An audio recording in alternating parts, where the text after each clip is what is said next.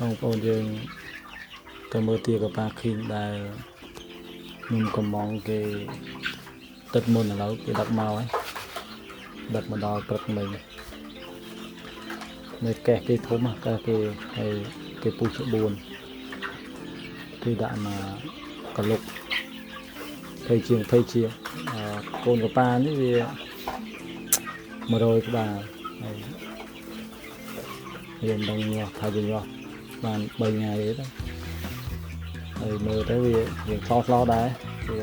វាថាតាមមុនខ្ញុំកំងមកញាស់3 4ថ្ងៃដូចគ្នាហើយយកមកដល់រត់ដាក់ព្រោះបើកេះភ្លាមចង់លោតពីជាក់ពីក្នុងកេះមកវាដូចក្លាហានហើយជាកប៉ានេះគេបានចាក់វ៉ាក់សាំងហើយទេយើងយកមកធ្វើខ្លួនឯងព្រោះ21ថ្ងៃយើងចាក់វ៉ាក់សាំង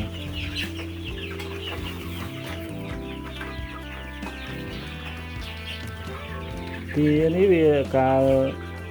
យកមកវាទូចឹងវាពលដូចគ្នាអស់ដល់ពេលវិញធំតិចវាចេញពោះអាកាសឆ្លោះកោមកអាកាសសកអាកាសសក្បាលហ្នឹងឥឡូវវាអត់ឃើញពណ៌ថាមួយខែជាងទៅចេញក្រុមគ្រាពណ៌ទាំងគ្រាអីមកលើខ្លួនវា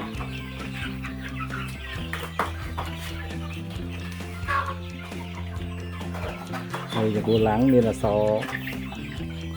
បងប្អូនយើងកើតក៏តែជាតាឡាងទេព្រោះទីចាន់ឡាងហ្នឹង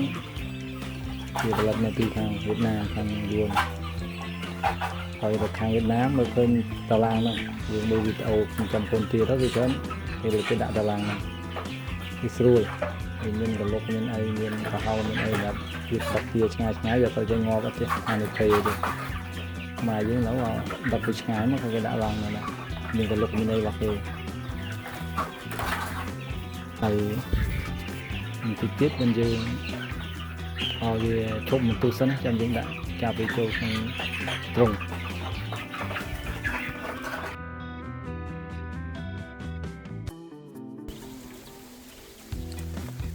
អានេះបន្ទាប់ពី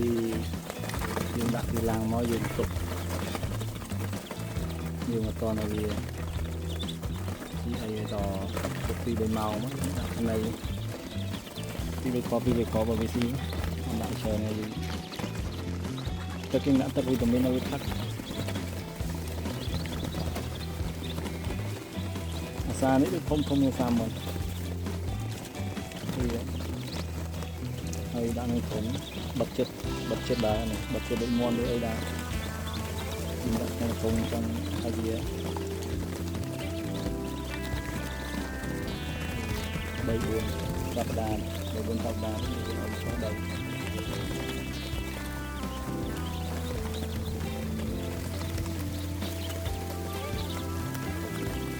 នេះយើងបាំងដែរយើងអត់ឲ្យវាត្រូវខ្យល់ទៅអីដែរយើង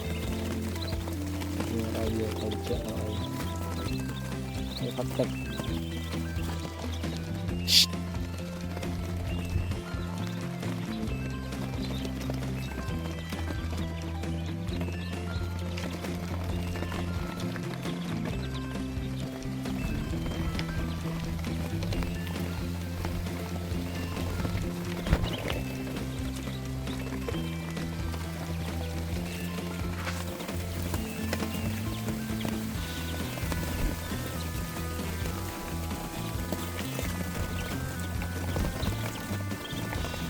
រត់ខ្លាយដល់រត់ដល់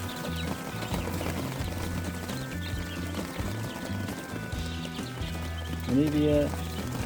សាច់ងាប់បាន3 ថ្ងៃ 4 ថ្ងៃងាប់